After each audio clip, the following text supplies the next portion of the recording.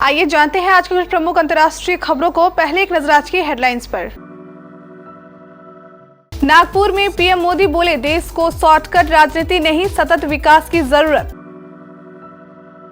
आधार vote पर प्रहार झेल नहीं पा रहे नीतीश, कुडनी उपचुनाव में जेडीयू की हार से राजद के अंदर का माहौल जानकर हिल उठेंगे आप। यूपी में दलित वोटर ने बदला उपचुनाव का रुख, भाजपा से हुई ये गलतियां। पंजाब में तरनतारन हमले में बड़ा खुलासा, रूस के बने आरपीजी का हुआ इस्तेमाल। राहुल के साथ प्रियंका गांधी, रॉबर्ट वाड्रा भी चल रहे हैं। 1.25 घंटे की देरी से शुरू हुई यात्रा, बच्चों को दी चॉकलेट। मिस इंडिया फाइनलिस्ट है ईशान किशन की गर्लफ्रेंड, क्रिकेटर पर यूं लुटाती है प्यार। कार में महिला से छेड़छाड़, विरोध करने पर 10 महीने की बच्ची को चलती गाड़ी से फेंका, मौत। यूपी के 7 जिलों में 10 नए थाने खोले जाएंगे, आगरा को 3 थाने मिले। सुशांत सिंह राजपूत के फ्लैट को 2.5 साल से नहीं मिल रहा कोई किराएदार, ऑनर ने रखी ये शर्त। और हाई तौबा के बावजूद कोहली की खराब फॉर्म से बेफिक्र था परिवार, बड़े भाई विकास बोले, घर में कभी भी क्रिकेट पर बात नहीं होती थी। प्रधानमंत्री नरेंद्र मोदी ने रविवार को महाराष्ट्र के नागपुर में 75,000 करोड़ की विकास परियोजनाओं की सौगात दी। इस मौके पर उन्होंने कहा, आज जिन परियोजनाओं का उद्घाटन हुआ है वे महाराष्ट्र के विकास को नई दिशा देंगी। ये परियोजनाएं राज्य में बुनियादी ढांचे की समग्र दृष्टि प्रदान करती है। यह सबूत है कि महाराष्ट्र और केंद्र में डबल इंजन की सरकार कितनी तेजी से काम कर रही है। पीएम मोदी ने कहा, समृद्धि महामार्ग से मुंबई और नागपुर के बीच की दूरी तो कम होगी ही, साथ ही यह महाराष्ट्र के 24 जिलों का आधुनिक कनेक्टिविटी से जोड़ रहा है। आज देश में पहली बार ऐसी सरकार बनी है जिसने इंफ्रास्ट्रक्चर प्रोजेक्ट्स को ह्यूमन टच दिया है। सरकार का ध्यान एक समग्र दृष्टि और दृष्टिकोण के साथ बुनियादी ढांचे के विकास पर है। राज्यों की प्रगति इस अमृत काल में राष्ट्र के विकास को शक्ति देगी। हमने कह दिया कि सभी बूथों की लिस्ट मंगाइए, जो वोट मिले हैं उसकी समीक्षा हो, कहां चूक रह गई तथा असंतोष रहा इसकी पूरी पड़ताल करें। सरकार की योजनाओं से लोगों में नाराजगी है या कोई कंफ्यूजन है, इन तमाम बातों की समीक्षा करें। उपरोक्त बयान बिहार के मुख्यमंत्री नीतीश कुमार का है। नीतीश कुमार ने जेडीयू राष्ट्रीय परिषद की बैठक में कुडनी हार पर बोलते हुए पार्टी पदाधिकारियों को ये आदेश जारी कर दिया। नीतीश कुमार के इस बयान में सियासी खींच दिख रही है। वे कुडनी की हार से क्षुब्ध है। महागठबंधन के साथ सरकार बनाने के बाद जेडीयू को पूरा विश्वास था कि कुडनी जीत लेंगे, हुआ उसका ठीक उल्टा। बीजेपी अपने कोर वोटरों के बल पर कुडनी की जीत ले गई। वीआईपी और ओवैसी की पार्टी भी बीजेपी के विजय रथ को रोक नहीं पाई। मुख्यमंत्री नीतीश कुमार समझ नहीं पा रहे हैं कि आखिर जेडीयू से गलती कहां हुई। चुनाव तो पूरी प्लानिंग के साथ लड़ा गया था, आखिर चूक कहां हो गई। उत्तर प्रदेश की मैनपुरी लोकसभा और खतौली विधानसभा में हुई उपचुनाव के नतीजे कई संकेत दे रहे हैं। इनमें से एक संकेत ये है कि भाजपा दलित वोट अपने पाले में करने में विफल रही। इसे आगे आने वाले चुनाव के लिए एक बड़ी चुनौती माना जा रहा है। हालांकि इन उपचुनाव में बसपा और कांग्रेस ने अपने उम्मीदवार नहीं उतारे थे। राजनीतिक दलों के आंकड़ों के अनुसार मैनपुरी में दलित मतदाताओं की संख्या लगभग 1.5 लाख है। इस वोट बैंक पर बसपा का कब्जा रहा है। 2022 के विधानसभा चुनाव में उसकी पकड़ इस वर्ग पर ढीली हुई। दलित वोटर बटे। इसका परिणाम ये रहा कि विधानसभा चुनाव में बसपा एक ही सीट से जीत पाई। पंजाब के तरनतारन में हुए आरपीजी हमले की जांच तेज हो गई है। इस बीच खुलासा हुआ है कि सरहाली कला पुलिस स्टेशन पर हुए इस हमले में रूस के बने आरपीजी 22 का इस्तेमाल किया गया है। इसके साथ ही पुलिस ने 10 से ज्यादा लोगों को हिरासत में लेकर पूछताछ की है।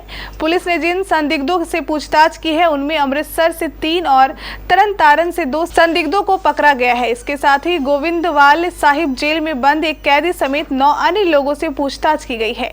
तरनतारन मामले को लेकर एनआईए का भी एक्शन जारी है। एजेंसी ने सरहाली कला थाने से करीब 15 किलोमीटर दूर हरिके पाटन स्थित हरविंदर सिंह रिंदा के करीबी लखबीर सिंह लांडा के घर और ट्यूबवेल पर छापा मारा। हालांकि इस दौरान लांडा के घर पर कोई नहीं मिला।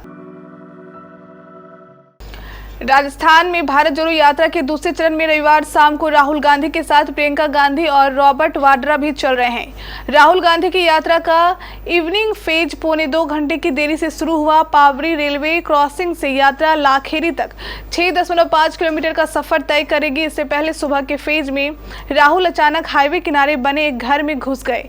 तब यात्रा बिंदु जिले के देहीखेरा गांव से गुजर रही थी। घर में 8 साल की बच्ची अक्षिता मिली। बचपन से ही उसकी गर्दन टेढ़ी है। राहुल ने फौरन मंत्री अशोक चांदना को बुलवाया, बच्ची का इलाज करवाने के लिए कहा। राहुल ने बच्ची की मां ममता गोचर से कहा कि इस बीमारी की एक थेरेपी होती है जिससे इसे आराम मिलेगा, ये ठीक हो जाएगी। राहुल ने अक्षिता और उसके भाई को चॉकलेट भी दी। वाह क्या बात है, ईशान किशन ने दिल जीत लिया। भारतीय क्रिकेट टीम के स्टार बल्लेबाज ईशान किशन के समय हर तरफ वाहवाही हो रही है। बात ही ऐसी है, ईशान किशन ने वो कर दिखाया जो हर किसी के बस की बात नहीं होती। ईशान ने बांग्लादेश के खिलाफ हुए आखिरी वनडे मैच में महज 126 गेंदों पर डबल सेंचुरी लगाकर इतिहास रच दिया। लेकिन चर्चाओं में ईशान के साथ उनकी गर्लफ्रेंड भी बनी हुई है। दरअसल ईशान की डबल सेंचुरी लगाने पर ईशान किशन की रूमर्ड गर्लफ्रेंड अदिति हुंडिया भी उन पर प्यार लुटाने से खुद को रोक नहीं पाई। अदिति हुंडिया ने ईशान की 2 तस्वीरें अपनी इंस्टाग्राम स्टोरी पर शेयर करके क्रिकेटर के लिए अपना प्यार जग जाहिर कर दिया और तभी से उनकी भी खूब चर्चा हो रही है।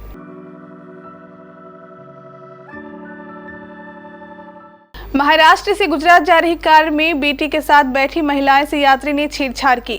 महिला के विरुद्ध करने पर उसकी 10 महीने की बच्ची को चलती गाड़ी से बाहर फेंक दिया। बेटी को बचाने के लिए महिला भी चलती कार से कूद गई। मुंबई से सटे पालकर जिले में मुंबई अहमदाबाद राजमार्ग पर शनिवार सुबह हुई इस घटना में बच्ची की मौत हो गई है।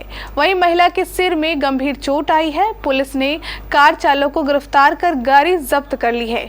मामले में महाराष्ट्र की मांडवी थाना पुलिस ने बताया कि महिला सवारी गाड़ी से वारा तहसील में फेलहार से पोशेरी लौट रही थी।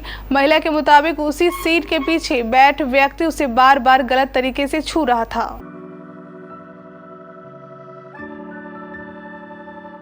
उत्तर प्रदेश शासन ने 7 जिलों में 10 नए थानों को मंजूरी दे दी है। इसमें सबसे ज्यादा पुलिस कमिश्नरेट को 3 नया थाना मिला है। यहाँ के डॉकी थाने को 2 भाग में करते हुए बबरोली कटरा नया थाना बनाया गया है। आत्मादुल्ला से अलग कर ट्रांस यमुना और अछेनरा थाने को 2 हिस्सों में बांटते हुए किरावली नया थाना बनाया गया है। शासनादेश के मुताबिक लखीमपुर खीरी के ईशानगढ़ थाने के अंतर्गत नया थाना खमरिया खोला गया है।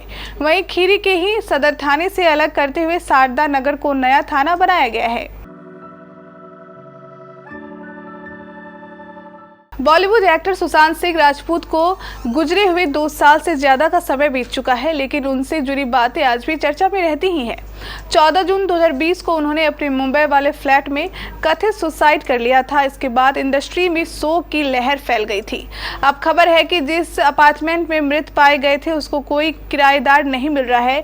पिछले 2.5 साल से ये फ्लैट खाली पड़ा है और इसमें रहने के लिए कोई भी राजी नहीं है। अब इस फ्लैट के ब्रोकर ने एक वीडियो ट्वीट किया है और बताया कि ये 5 लाख रुपए प्रति माह के हिसाब से किराए के लिए उपलब्ध है।